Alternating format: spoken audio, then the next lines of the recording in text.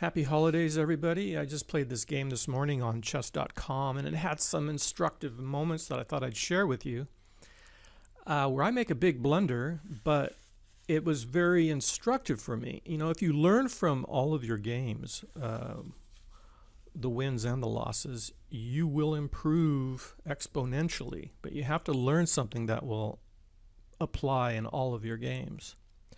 My opponent opened with e4. I played c5, knight f3, e6. Okay, so these are, there's all sorts of possible opening moves, right? And I'm not going to go over all of that. I've covered it in all the other videos. I'll just show you what happens and get to the key instructive moments. All right, so I'm attacking the pawn. It's undefended. He could push. Most players push. Attacking the knight, but he defends. I develop, and pins my knight. I break the pin. He develops his knight, and now I'm defending the e5 square. You know, he could always push and chase my knight away. So, but now I'm just going to defend that square and continue to develop and castle. All right, he advances, and it works. It's a little inaccuracy, the computer says.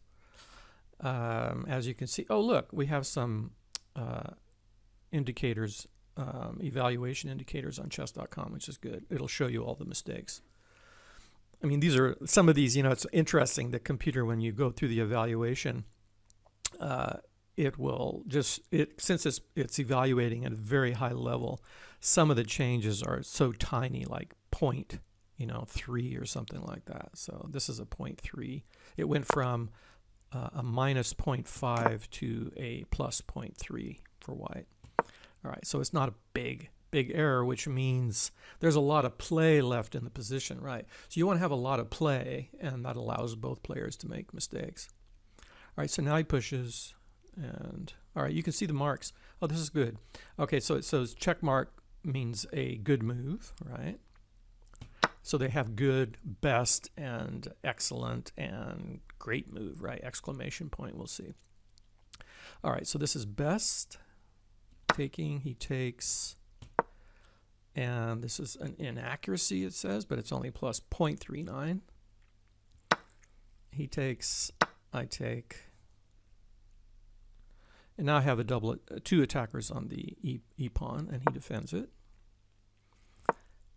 And now I'm going to push on the queen side, because he may castle queen side, because now his queen has blocked the bishop, so it requires an extra tempo to castle over there. But I think he does end up castling over there. I'm not sure. I can't remember now. All right, so he comes in, and I push, and it says great move. So now I'm at minus 1.0. And, when we get to the key moment, it's great because, you can only see what is on your radar. And, you can see how simple, if you break down tactics and what's involved in tactics, there really are only so many elements to consider, right? But once it gets past a certain complexity point, well, that's where everyone can make some mistakes. But as long as you know the building blocks of all the tactics, then you will be able to evaluate it. And it's interesting that neither of us actually saw a tactic he missed. All right, so I take. The computer wanted me to take with the other knight, but I take, because, here's the whole thing, right? You can remove the defender. The reason you can see that this works is because I have a check with the knight. Right, he'll be able to attack my queen, but as one of my videos, rock, paper, scissors videos shows, if you are, or the Chicago way in the book, as long as you're doing one thing greater than your opponent, then you can get away with it. So I can win a pawn here. He takes my bishop, attacking my queen, but check, rock, paper, scissors.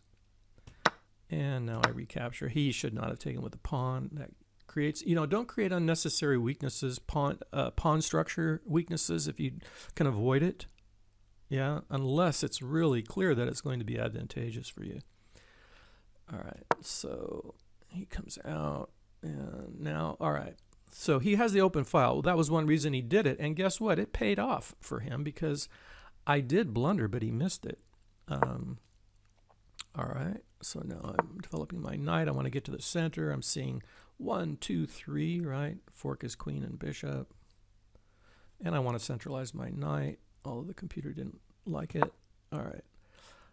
And now I get there, and he goes for the mating attack, right? Always, what is the threat? Always ask that on each move. And so I block by advancing the pawn. Well, actually, you know what this is doing? And this is an instructive thing. I'm breaking the communication between his rook and his queen, right? So now they are no longer networked on the G7 square. All right, but now he does have an X-ray, a pin. My pawn is pinned, right? So these things start to add up. Now it's interesting. Okay, now also you look at all of the X-rays, you know, and all of the pins, right? So the queens are X-rating each other, and his queen is undefended. My queen is defended by the knight, so he actually has a remove the defender tactic here. Right, he can play rook takes knight, and if I recapture, he gets my queen.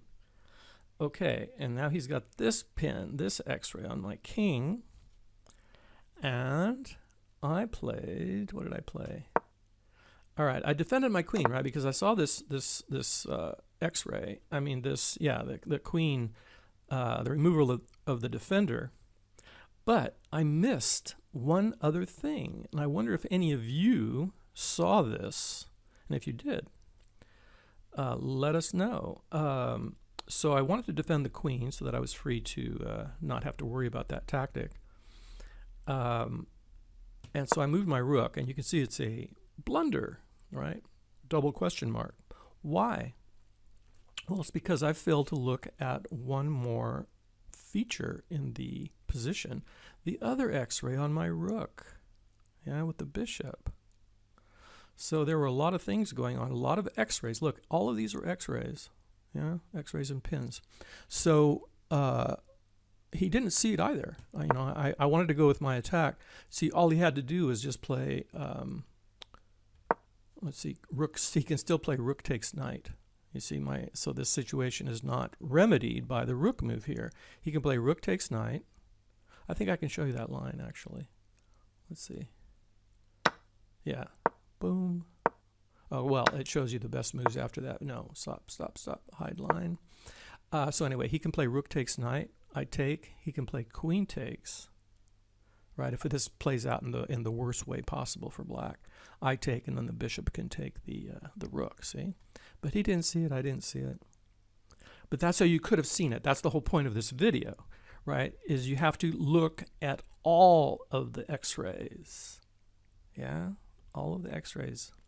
This pawn is pinned. And if you do that, I mean, not just X-rays, but, you know, the other 6 power moves, that I mentioned in the book, along with captures and sacrifices, then you'll be able to not fall for these things, right? You have to consider all of them. Okay, now that was a blunder. I'll just show you how the game finishes really quickly here. Queen goes up. And it says a great move. I'm attacking the bishop. It's undefended. This is how you figure it. Now I have a double attack. I'm attacking 3 things, right? And here's the other thing that I was thinking of while I was playing that's instructive. You know, winning pawns, you know, all things being equal, here's the whole thing. You want to win pawns. You can really, everything else can run around, right? You want to attack the king and pawns and create bad pawn structures so you can win pawns. I remember a few years ago playing in a tournament against a master, and there was a pawn I could have won, but at that time, this concept was not clear in my mind, right? I was, we often look for more complicated things or that are not there, and then often just winning a pawn is the key. So mopping up pawns, right? So I'm attacking three things, right? The 2 pawns and the bishop. And he plays the best move. This is the best way I can go wrong, right? Let's see. Yeah, if I could push, like if I push this pawn or this pawn, it doesn't work. Yeah, because of this continued X-ray on my king. All right, and then I take this pawn. He attacks my queen. And I have the check, right? Because I was always one step ahead now in this tactical sequence. And now I take the queen, and he resigns because I have the fork on the rooks. So anyway, hope you got something for it, and out of it, rather, and I'll talk to you later.